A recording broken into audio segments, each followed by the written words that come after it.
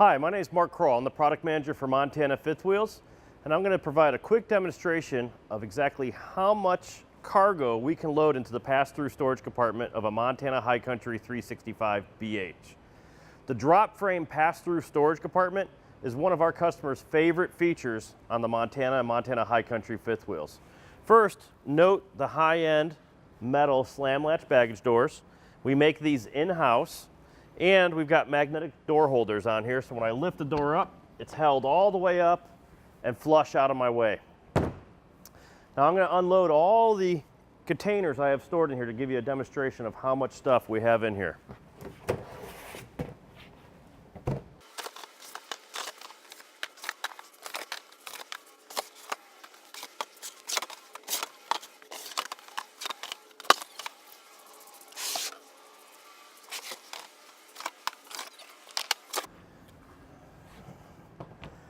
Wow, that's over 350 gallons of storage containers.